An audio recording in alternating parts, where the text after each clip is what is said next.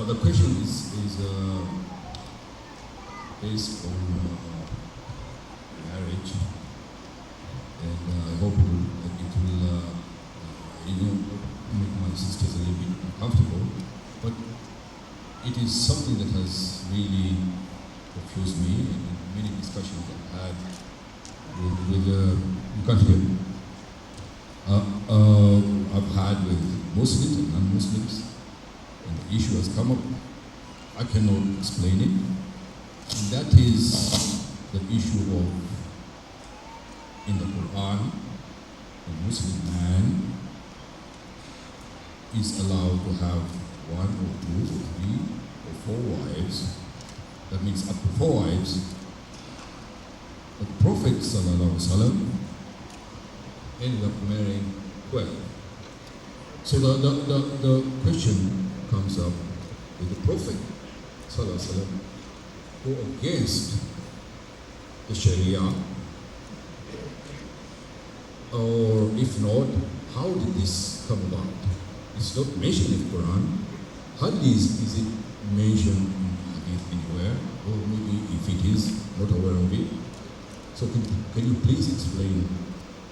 Okay, Akhi, the question, if it is posed by a Muslim, we have no problem, because we say all Muslims worldwide accept and agree that this is something that Allah permitted His Messenger to do. Because when you say, we know in the Quran it says you can marry 1, 2, 3 or 4. Who was the Quran revealed from?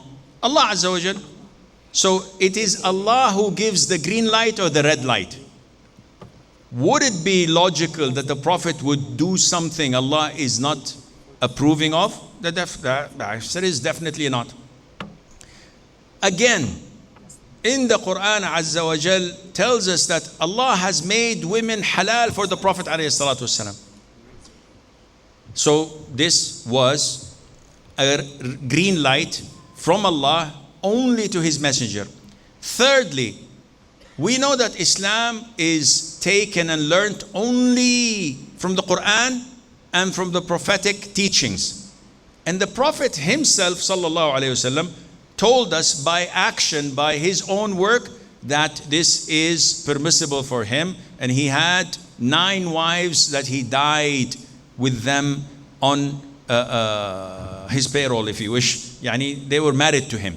So the confusion, if it was from a non-Muslim, we say to him, there shouldn't be any confusion, because the one who legislated the ruling to all humanity not to marry more than 4 made an exception to the Prophet ﷺ to marry as many as he wished. And this usually is stemmed by a hidden question, that the Prophet ﷺ was a womanizer, that he did this. This is a prelude, this is an introduction, which is false by just looking at it, especially when we know that the Prophet ﷺ had 1 wife until he was what? 53 years of age. When she died, he married 2 women. So if he was a womanizer, the best years of your life passed you without doing anything.